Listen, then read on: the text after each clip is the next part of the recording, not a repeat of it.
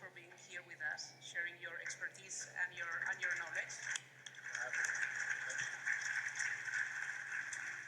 And I would like to start our conversation asking you to provide us a context of what it means to do banking in Nigeria and what are the main challenges for the industry. Thank you all for, especially for the Iese3 for having me. I know that speaking spot is very expensive. I can give it to people. I think it's important to understand Nigeria to get a sense of what we are trying to do and why we would do something so reckless. This is a country that's adding about 5 million people to the population every year. It is by far the largest country in Africa, but beyond that, it's also a country that is growing at close to 3% a year. So we've got about 215 million people today, and also the total fertility rate in Nigeria today is still about 5.3. So it is a unique country in many ways. And to further understand the scale of the country's challenge, we are 200 million people plus, and the power grid, the national power grid, is at 4 gigawatts. It's not enough to power Barcelona. That's how big the problem is. And so when you approach such a problem, when you run a financial institution, what we all realized was that there's only so far that financialization can happen. It gets to a point where we realized that of the 200 million people, only 4 million people had access to credit. And even when you try to grow, you realize that there is a historical problem with access to capital. Part of it is that Nigeria became independent in 1960, and at that point there was almost a capital reset because all of the real estate then transferred to the state, and from that point there was very little real estate or capital to be transferred to the next generation. And of course, when you have a high fertility rate, you have no historical access to capital.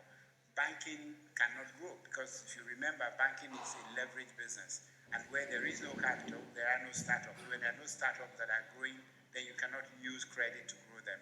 So that's the context, and that's why our approach to banking had to be different, right? And worse than that, when we came into banking in 2005, there was a consolidation of banks because the bank had very little capital, and we consolidated 5 banks. And after doing that, we were number 23 out of the 25 banks in the industry. So again, where do you play from when you are at the back of the class? There's really nowhere to go other than to start to think about things differently. And that would explain why we've taken the path we've taken. So this concept of embedded banking, that is expanding this horizon of the way you do banking away from traditional banking as we understand it, as many of us are closer to that notion. Could you give us a few examples of what it means to do embedded banking in your context? Okay. So embedded banking is ultimately the game for us.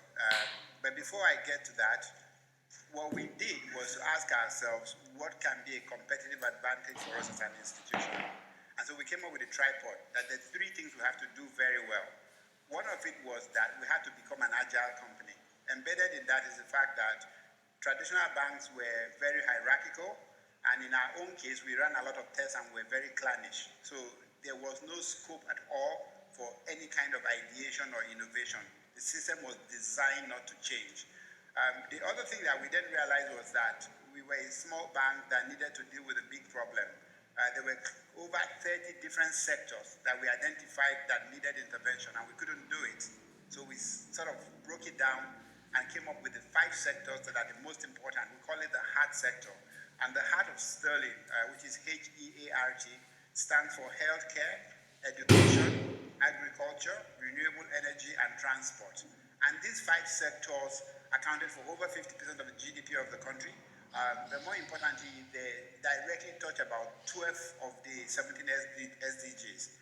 And so we decided that we needed to be agile, we needed to specialize in the 5 sectors, and more importantly, we needed to also be digital.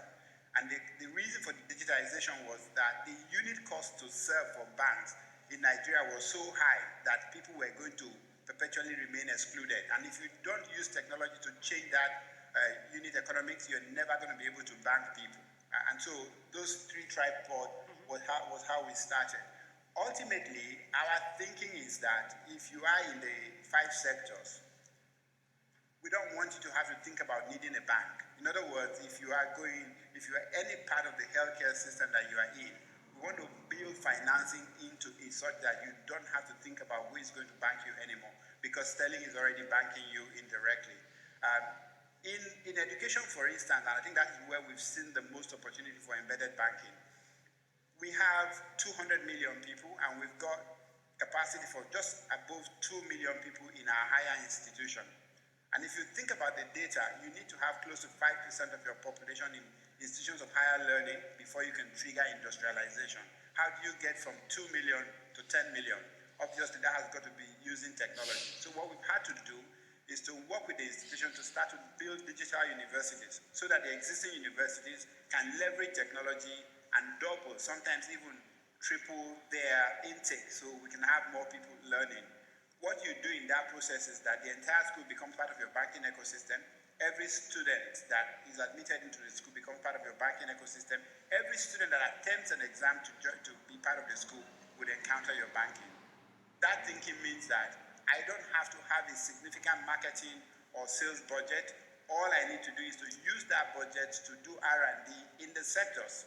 And that R&D will then pull in the customers to us, because when they go into those spaces, they find that there is a bank that's already been designed to work with the sectors that they are in. And so ultimately, embedded banking means solve the problem in that particular sector and embed the banking with it. And if I understand correctly, this solving the problem means that you are supporting different initiatives, whether it's through equity or whether it's through credit, that will generate an ecosystem, correct, have network effects, and therefore from that on you can start doing traditional banking. Correct. So the other problem is that a lot of the very experienced leaders that we have had gone into financial services. We didn't have enough people outside financial services that had the kind of leadership experience that we had the opportunity of. And so we started asking ourselves, how do you support those other sectors, especially when it comes to the use of technology for innovation? And so we assigned, I think we would be with the first bank that I know of in Nigeria that has a budget line for research and development. And it's not about social impact, it's about genuinely taking an expense line. The sole objective is to experiment and figure out what works.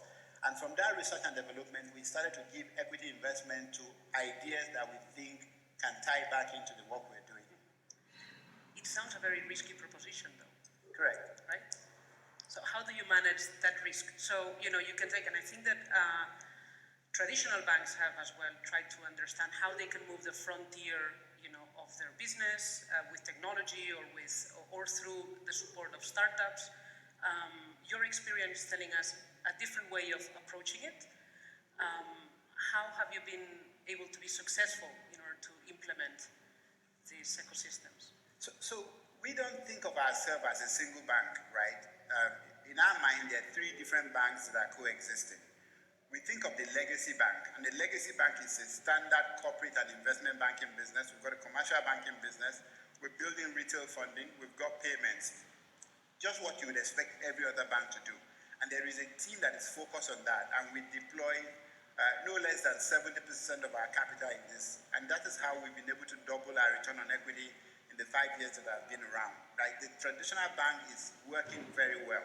But we believe that the long game for the traditional banking system is extinction, right? It doesn't matter how we couch it. We don't see a world in which the infrastructure that we have and the productivity in the banking system today can support real competition against what is coming. So we understand it. We will optimize where we can. But beyond the legacy bank, as we call it, we also have what we call the current bank. And that is the specialized bank that's made up of the hard sector. We believe that the approach in that sector is how we build a share of market. So in 5 years, we move our loan book, our credit assets from 5% in those sectors to 20% now. And the credit losses is actually quite low, much lower than that of the legacy bank. And of course, we've got a little bit of investment we've set aside for what we call the future bank. And for us, the future bank is to get to a point where we provide banking capabilities that is consumed by any customer-facing entity. And in that regard, everybody becomes a bank. The moment you are speaking to a customer, that means there will be payment involved, potentially there will be credit involved, and you have an opportunity for them to make investment decisions. We need to get to the point where we can activate everyone who interacts with the customer, and we make investment in that in terms of trying to build APIs that can be consumed by people. We'll build some API gateways, we'll build some interaction, we have a lot of partnership that is leading to that. But the three investments are different. The bulk of our capital is invested securely in the legacy bank as we speak. And we have loan performance that are actually superior to the industry. So if I understand correctly, so this capability of deploying innovative solutions is because you have created these three different areas in the bank: the traditional, the hard sector, and then the future. And this, you have the future bank, and you have a different organizational structure that can actually deploy the innovation. Absolutely. And one of the things we do with the future bank is we do a lot of investing in ideas. So in some cases, we internally would invest in an idea, and we have a strategy team, which, by the way, is led by someone whose last job was working for a non-for-profit organization. Now he runs the strategy in the bank. So there is that. We invest in these ideas and we bring in teams to run it. But we also identify people who are trying to solve problems that feed into our ecosystem. And in some cases, we found somebody who was investing in telemedicine, and we thought it was a good idea to put money behind them, because the work we're doing in healthcare, if it was ever going to scale, requires us to have telemedicine. So we do that as well. And there are other instances where we invest in funds, and we give them condition. My condition is that you can invest our money, but whenever you have a company that is in any of the hard sector, we would like to bank them. And so we can either offer them additional equity, or if they need debt, we offer them debt. So in a sense, our investable fund also becomes a customer acquisition strategy. When you became CEO in 2019, so we've been talking about organizational change with different type of talent. When you became CEO, what was your roadmap to sort of transform the bank and take it to the next level of this, doing banking beyond banking? Okay. So to understand the challenge that we face, remember I spoke about the kind of institution we were. We were clannish, we were people, everyone had worked there for a long time, and nothing had changed in a very long time. And what we were saying to people was we needed to do things differently. So the biggest challenge was, how can I attract the kind of talent that I need to go on this journey? And there were two types of talent we were thinking of there. One was banking talent that is cutting edge and innovative, people who know banking, but they are open to new ideas. But the second one was talent from the sectors that we're focused on, because there is no way you're going to go into the health sector and say you are their partner and you don't have specialists who understand the sector. So we had to find a way to attract those talent. And we were never going to be the highest paying institution. That wasn't possible. We didn't have enough return on capital to do that. What we then did was to focus on building a great place to work. About 6 years ago, we started the first journey with Great Place to Work Institute. We said, let us do a baseline study. Where exactly are we? The good news is that at that time, we were not in the top 10 in terms of their annual ranking. The last 4 years, Sterling Bank has been rated the #1 place to work in Nigeria 4 years in a row. And so that journey of creating a place where even if you don't pay the highest compensation, people want to be there. And some of the things were very simple. Part of it was as simple as how people were allowed to dress to work. Okay. Right? There were a lot of people who wouldn't take a job where they had to wear a suit and a tie. You have to be open to that. There were a lot of people who didn't want to work 5 times a day, and they were more productive when they were at home. We were implementing 4-day work week in 2019 before COVID. We had started working on remote workplace about 7 years ago. So it's this idea of trying to design the organization so that it's more aligned with the way people are thinking and the way people prefer to work. That's how you get productivity out of people. But also that's how you retain people, even when you're not the highest paying institution. I would like to ask you, in this journey, what has been the toughest part for you? The most difficult part of this transformation? I think that we will all agree that change is hard, right? There is this uncertainty of adopting either new technologies, new ways of working. There's as well resistance, internal resistance on how organizations are going to reshape. What was the most difficult part of shaping this transformation? I think the biggest challenge was how do you convince shareholders that the approach you're taking is actually the least risky approach to take. The least risky? The least risky, because the greatest risk to a banking institution today is the risk of extinction. Like if you did everything you're doing now and do it very well, you're still going to become extinct anyway, similar to the Nokia story, where they say we did everything right. In our own case, we didn't want to just optimize obsolescence. The idea that this way of providing financial services is going to be obsolete. Let's do the best we can with it. That's not what we wanted to do. So how do I convince my shareholders that this is not as risky as it sounds compared to, doing things the way we do them? But secondly, how do I convince them that this approach actually yields a higher return on equity over the long term?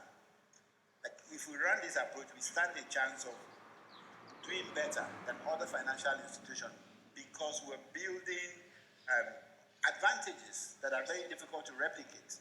We're building positional advantages that we can then monetize. So what we did was to effectively tell our board that we're going to be doing two things.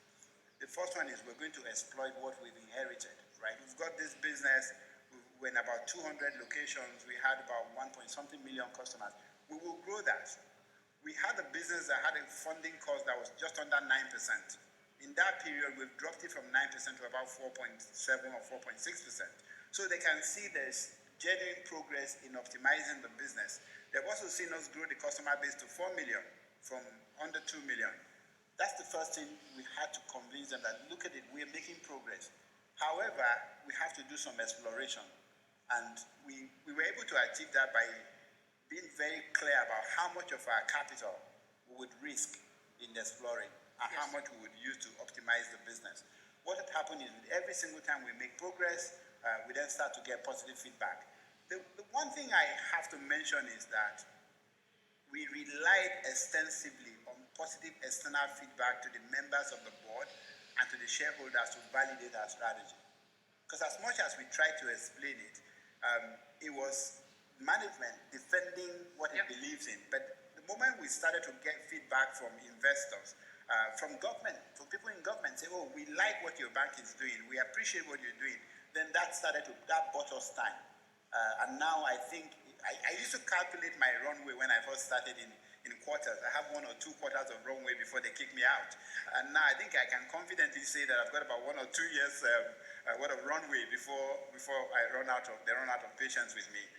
But I actually genuinely believe that you need external validation. You need to do things that people can independently say, oh, that looks like a good thing to do. Great Place to Work validation, that was a very powerful one. We were the first commercial institution to bring Moody's to do rating in Nigeria. Before that, people didn't like Moody's. We brought them on board. It was a higher requirement on us, but it demonstrated that we were serious about what we were trying to do. So you do need external to drive that. And this tension of trying to convince the shareholders that the R&D budget is exactly what is pushing the bank towards the next stage, opening opportunities. How much have you managed to increase this R&D budget? How are you positioning that discussion? And I think that for many people here in the audience, think about R&D versus cost, that it's not just perceived as an addition of cost, but really an investment. So it's a conversation. When I used to be the CFO, and one of my big arguments with rating agents and also with analysts was that the concept of cost to income ratio is a double-edged sword, because some things cannot be accounted for properly.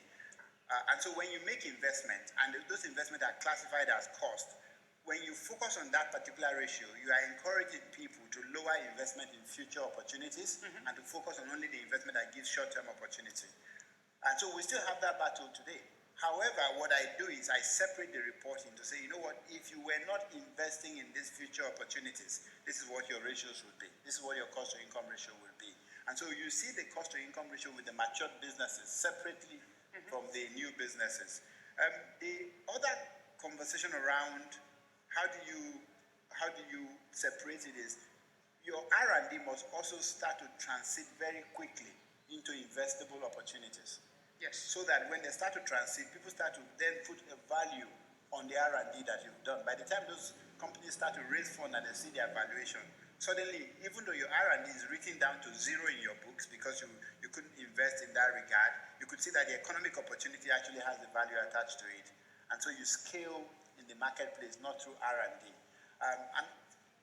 Finally, we, as a bank, realized that to drive investment in the key sector, we needed a different type of banking license. So we now have a new bank called the Alternative Bank Limited, and it is different because it is allowed to do what amounts to venturing and to partnership and to investing, something we couldn't do under the traditional banking system. And so you've separated, we've given a separate capital to them, and they can run what would have been investment opportunity that was previously done through R&D. Thank you. So before we open to the Q&A, and I hope that you send us your questions, I would like to ask you a couple of few questions as we are collecting your questions from the audience. So what do you think would be some of the learnings coming from banking to other industries that are going to be here represented? What are the things that you've gained and some understanding on how can you expand a business that has important roadblocks, that requires innovation to move to the next stage, and that moving in that innovation is very risky? What are some of the learnings? Well, I think one of the first thing we did as management was we went to the board and we said to the board, there is this significant payout you get when you exit from the bank. Would like not to take that. Can we have equity in the business instead? And that was a shock because most people wanted to expand their cash takeout when they're leaving and minimize their tie into the company. And here we are saying we would tie ourselves to you so that we have the same objective and would have a period in which we cannot exit. That was very helpful. So that sort of changed the conversation. The second thing is you have to understand that some of the obstacles, especially in frontier market, it's not within your sector. In Nigeria, we've gone out as a banking sector to solve some of those problems. So for instance, 10 years ago, if you were lending in Nigeria, you didn't have a unique identifier that could be validated digitally. In other words, you didn't have a social security number, you didn't have an identity number for each of the citizens, so anybody could have multiple identities. The banks came together, working with the central bank, and we built an identity that now covers about 56 million people, called a biometric verification number, which combines both your biometrics and your face, as well as all your other data. So you get out of your way to build what would have been a government database. Now it's one of the most reliable databases. It's exactly the same thing with the business itself. So you're trying to push out credit because that's obviously the only tool you have is a hammer, and you're trying to push out credit. But the businesses don't have equity. And in the absence of equity, what we saw in Nigeria was about 500 businesses that represent the most capitalized business had 80% of the credit from the banking system. 500 businesses, 80% of the facilities or the lending in the banking went to 500 businesses. And it was simply because they were the people who had either a history of having run a successful business or they had equity and all of that. And if you look at the graph, most countries, you would see micro businesses on one side is here, then you've got SMEs in the middle, and then you've got the corporations. In Nigeria, it's the reverse. Everyone is a micro business. There's nothing in the SME, and there are a couple of large corporations. How do you deal with that? You cannot expect to just give credit to those non-existing, non-formalized SMEs. So what we've done is to say, that's an equity problem. You've got to find a way to solve for it, or find partners that will solve for it. So I would say, think about the invisible obstacle to growth, especially when you are planning for a growth economy like Africa and you're looking at the number of people. Think about what are the things that will kill the business, right? The example I like to share with people is that Uber is a brilliant business model until you come to Nigeria and you realize that Uber was built on having a lot of really good cars that are parked, that are idle, and really good drivers that have time to spare. And then you come to Nigeria, there are no good cars that are idle, and there are no good drivers. So if you're going to build an Uber, you're going to have to build a whole ecosystem to support it. And people keep making the same mistake. We've made the same mistake with logistics as well. So I would say that in my market, think about all the other things that have to move before you can move further. The third one is you've got to sell yourself to the people that have the loudest voice. Why? In our system, for instance, we realized that there were three parties that we needed to have at the table. We, the bank, and the private sector were just one. We needed the government, and we needed development institutions and the NGOs because they had a very loud share of voice. So we built a tripod that included all three of us. If you look at the hard sector, 12 SDGs, boom, we had the UN, we had the World Bank, we had IFC, they were all on our side, and a lot of other non-governmental organizations. Look at the 5 sectors. There is no government that writes a manifesto that doesn't want to solve for healthcare or education or food security, right? And in Nigeria, of course, power was the number one thing. Make sure you have them at the table. When you have those stakeholders at the table, then you can grow. And the last comment in terms of what you have to do, think of partnership, but think of it in terms of what you can bring to the table that your partners don't have. So the private sector businesses that we're working with did not have financing. We already bring that. They also did not have technology. And they were not skilled enough to invest in technology. So we started to think of technology as platforms that can serve the industry. So I'm willing to spend a certain amount of money because the technology will be available to 100 companies that I bank, and the unit cost becomes nearly zero. But none of them would have made those investments. So you start to use your capacities. I mean, I started with 50 software engineers. When I took over, I think we have over 500 software engineers now. And about 80% of them are not working on banking solutions. They're working on adjacent solutions, but building it into the bank. Right, so you have to think of what you bring into the partnership as well. So connecting with this idea, we have here a question with regard to the sector of the energy sector. Right. And what is the bank doing? What is your position with respect to energy? What are the initiatives that you're promoting?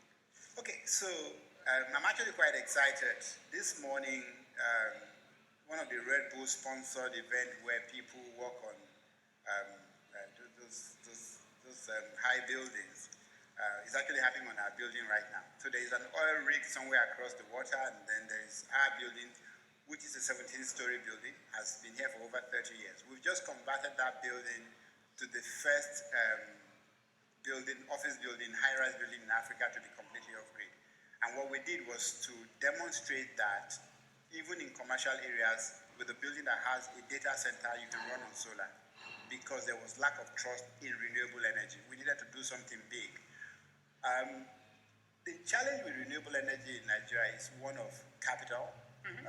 We don't have the capital for the grid. I've moved on from that. But even when it comes to renewable energy, most Nigerians don't live in their own homes. They don't have mortgages yet, so they don't want to invest in their asset. We've now had to create power as a service. It means that just the way you pay your bills for your water, we will bring in the solar panels and invest in your home, and you just pay your bills. And the day you stop living there, you stop paying the bills. That is the kind of thinking that we brought in. At the rural communities, we've also funded a partner that has provided power to 100,000 off-grid homes. And that was done with help from the World Bank, because they've got the Access to Energy Fund that says that if you can bring people who are off-grid bring them onto the energy grid, they will get some subsidy from that. So the solution differs, right? Yep. We're doing hybrid solutions, we're doing solutions for commercial, but we're also doing solutions at the base. Thank you. Another question with regard to the future of banking. What is your strategy on open banking, or is open banking part of this, future banking section within Sterling Bank? Okay, interesting.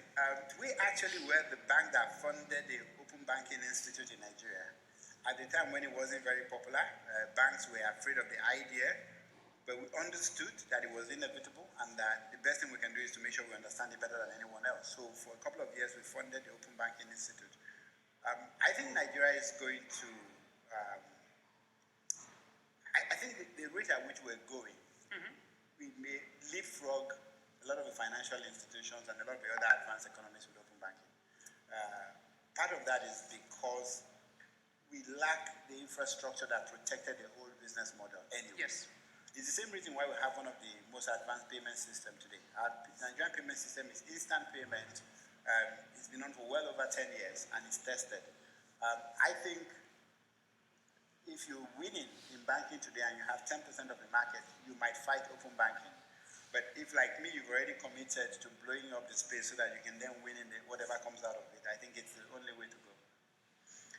going back to this idea that you mentioned that was quite shocking, thinking that traditional banking could be extinct if you don't venture into this embedded banking that will facilitate for the transformation of the sector. Can we talk a little bit more about payments and how payments is connected in Nigeria to healthcare, to education, how there are these feedback loops between these different sectors? Okay, so I guess the reason why I think traditional banking will be extinct is that traditional bankers were recruited precisely because they don't want to see anything change. They're supposed to protect things. That's the nature of it. It's accounting, it's controls, it's compliance. And some of this work increasingly are being digitized. So if you think about it, when I started banking, if someone came across the counter to pay a check, you're going to take that check, you pass a lot of entries, and you write down the accounting entries. That's what you do. Today, you use your digital platform and you make a payment. All the accounting entries are automatic. Nobody does anything, right? So accountants are out of the way. Same thing is happening with compliance, right? So increasingly, the amount of data that we have access to means that compliance is instant, is baked in. So all of that is why I think traditional banking or traditional bankers will be extinct. As for payments, when I became a CEO, I became a CEO in March, April. Mm-hmm. By May of that year, it was the first month that we processed 1 million transactions as a bank. And we had a little party. Right now, we probably process 10 million transactions. And we're one of the smallest ones. Every month we process 10 million transactions and one of the small ones. Most of the banks already are at about 99% of the transactions are straight through processing without human interaction. Right? So that payment ecosystem is there. What was missing, and that was where the financial inclusion battle was you couldn't get into the last mile. How do you get the person in the village on the street to do that? And so Nigeria had this massive explosion of people who were doing agent banking, which is someone with a smartphone or a POS machine who is able to use that to onboard the new customers, to receive payment and to pay out. And so we now have hundreds of millions of transactions happening at that point. So the payment engine is active. What we are seeing now is the credit engine is missing. And in 2017, we became the first bank where we were turning around an individual credit in 6 weeks. It takes 6 weeks to get a credit, even if you are someone with unemployment. And so we set out to do that in 48 hours. Eventually, we built a digital platform that does it in 5 minutes. And we're able to integrate that with the database for identity confirmation, the credit database. We're also able to integrate that with the central bank, because when you have credit in Nigeria, you have to report it to the central bank. And so that has now become common. We're not getting instant credit. Mm-hmm. What we're hoping to see is that will now drive commerce. Because in the absence of credit cards, in the absence of access to individual credit, business growth in e-commerce just never took off because it was a cash-based ecosystem. Yes. We have a couple of questions that refer to the agribusiness, which is a very important sector in Nigeria. So what are your views on microcredit, or how do you channel credit to the rural areas?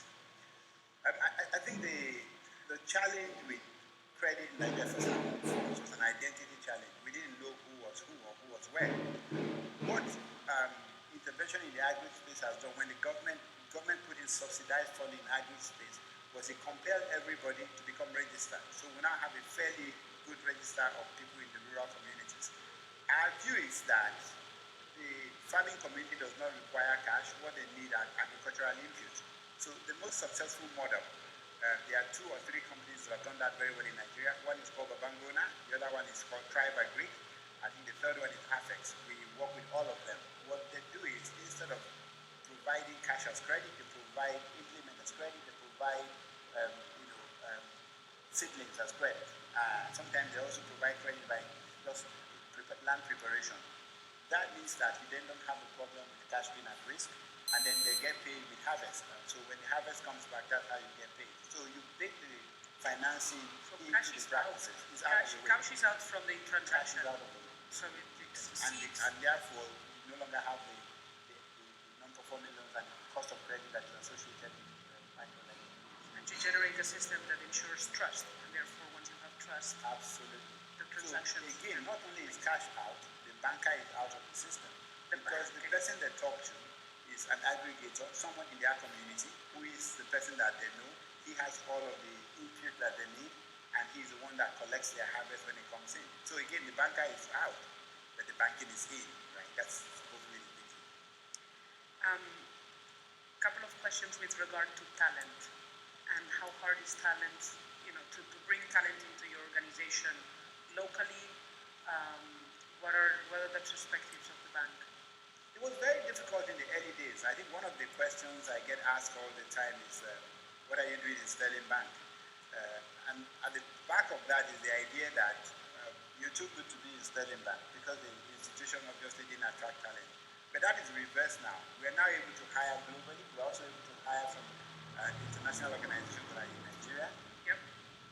What we see, however, is a macro problem. It's not whether or not Sterling Bank can hire or retain. It's whether or not we're generating enough talent, given that we've globalized the competition for talent in two ways, and again accelerated by COVID. One is remote work.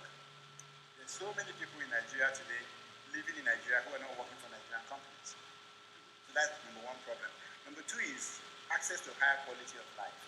So a lot of the people that have left me would say, I love Sterling Bank, but I really would like a place with a little less excitement, places where I can take a walk, walk my dog.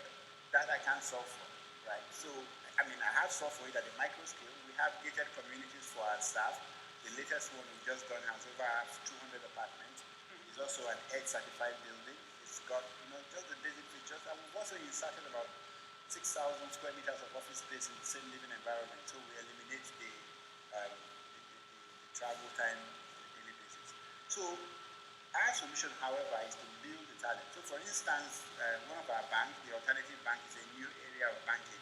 The first thing we did was to have a fellowship. We have the Alternative Fellowship, which is developing content, making them digital, and hopefully for every 1,000 we train, maybe we end up hiring no more than 50. So we have to develop the talent as well, and then we can hire from that. As we are getting closer to the end of our session, I would like to ask you about, Sterling Bank right now has many different, pushing many different projects. What are you focusing on? What is the cornerstone of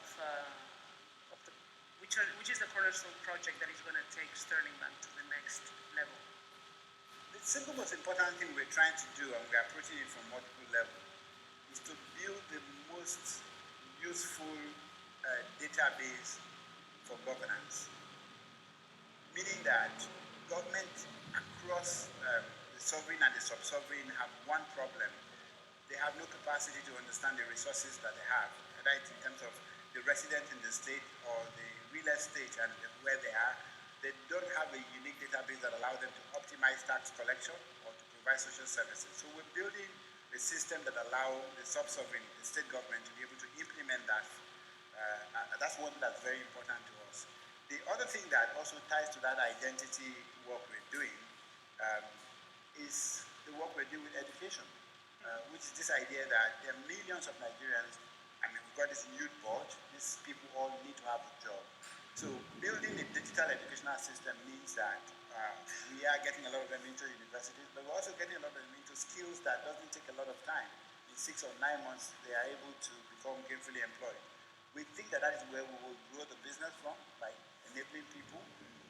That's one. The other one that is equally important to us is understanding the risk ecosystem. So one of the businesses that we built was, again, a credit algorithm for individuals. We've now built a similar credit algorithm for small businesses in the sectors of our focus. We now feel like this needs to be an industry asset. So we are creating a company out of that, and I'm going to put it out there, so that the entire database for risk management can come into a single place and we can create an insight. Because without that, the access to capital is the number one problem that we face today, cannot be solved. We need to get to a point where even without equity in the companies, it becomes possible to access some level of credit.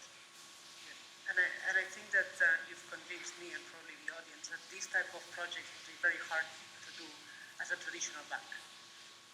It is incredibly difficult if you allow yourself to be boxed in by the definition of what a bank should do. What we have had to do is to work with our regulator to figure out what we are permitted to do. So there's a really good example. 3 years ago, like everyone else, we thought blockchain had something very important to offer, and we still think it does. But there was no framework for us to make any investment in blockchain or to deploy it for any of our solutions. What we then did was to build a sandbox and use it ourselves. So Sterling Bank, starting about 4 or 5 years ago, started to gift shares of the bank to every employee at the end of the month. Right? So we figured, oh, give them a couple of shares. Just every month, throw in something. It was our way of ensuring that everybody stayed connected to the institution. And we say, no, why don't you build a blockchain platform so that people can receive these shares in the form of a token that represents a share, and then they can also exchange it among themselves.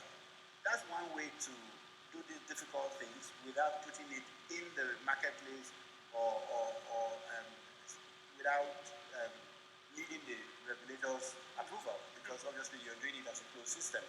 And then we use that to build our capabilities for developing blockchain capabilities. And now we're in a position where the central bank in Nigeria has the e-Naira, which is the digital Naira.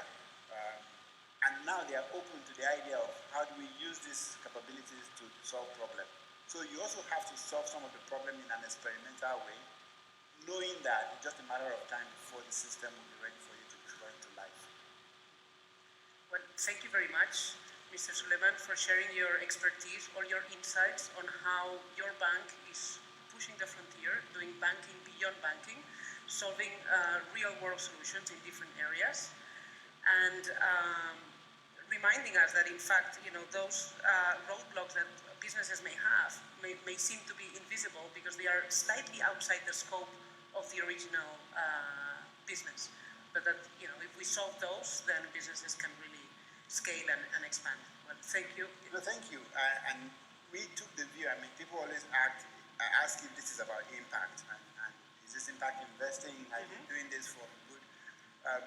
Our definition is that if you can find a way to make money from solving the most pressing problem in a society, then you have a sustainable business model. The reason for that is that means the problem is significant and therefore can scale, but most importantly, it means that you have allies. Because if I'm solving healthcare problem, I know I've got partners across the world. I know I've got the Bill and Melinda Gates Foundation to support me. For instance, I know I've got the federal government of Nigeria. So impact for us is when you turn a problem into a profit. That way you can bring in as much capital as you need. Not all problems can become profitable, but I believe that a lot of the problems we face in Africa can be solved profitably. It's just a question of bringing in all of the intellectual capabilities that we have, all of the technologies that we have access to, and all of the great minds, a lot of incredibly brilliant people who are out there, just giving them the opportunity to work on the problem. And once they find a way to turn it to a profit, then it ceases to be a problem, it becomes an opportunity. Thank you. Thank you very much for this fantastic session.